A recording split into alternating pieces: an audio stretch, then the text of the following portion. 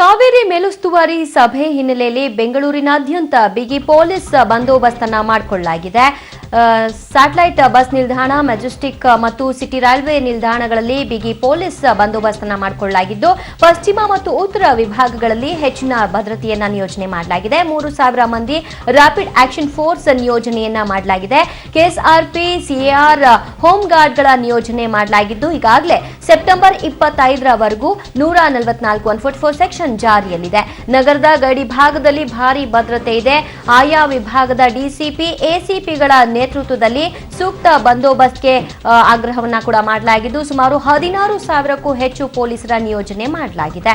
ಇನ್ನು ಅಹಿತಕರ ಘಟನೆಗಳು ನಡೆಯದಂತೆ ಮುನ್ನೆಚ್ಚರಿಕೆಯನ್ನು ಕೂಡ ವಹಿಸಲಾಗಿದೆ.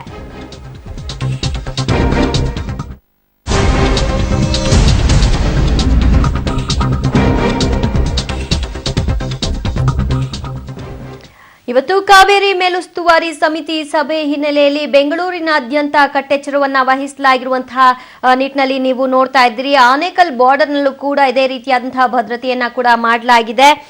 ಇನ್ನು ಕಾವೇರಿ ನದಿ ನೀರು ಹಂಚಿಕೆ ವಿಚಾರದಲ್ಲಿ ಮತ್ತೆ ಸುಪ್ರೀಂ ಕೋರ್ಟ್ನಿಂದ ಕರ್ನಾಟಕ ರಾಜ್ಯಕ್ಕೆ ವ್ಯತಿರಿಕ್ತವಾದ ಆದೇಶ ಬಂದ ಹಿನ್ನೆಲೆಯಲ್ಲಿ ಕಳೆದ 19 ದಿನಗಳ ಕಾಲ 19 ದಿನಗಳಿಂದ ಕೂಡ ಕರ್ನಾಟಕ ಹಾಗೂ ತಮಿಳುನಾಡಿನ ಗಡಿಭಾಗದ ಅತ್ತಿಬೆಲೆ ಗಡಿಭಾಗದಲ್ಲೂ ಕೂಡ ಬಿಗಿ ಪೊಲೀಸ್ ಭದ್ರತೆಯನ್ನ ಕೈಗೊಳ್ಳಲಾಗಿದೆ.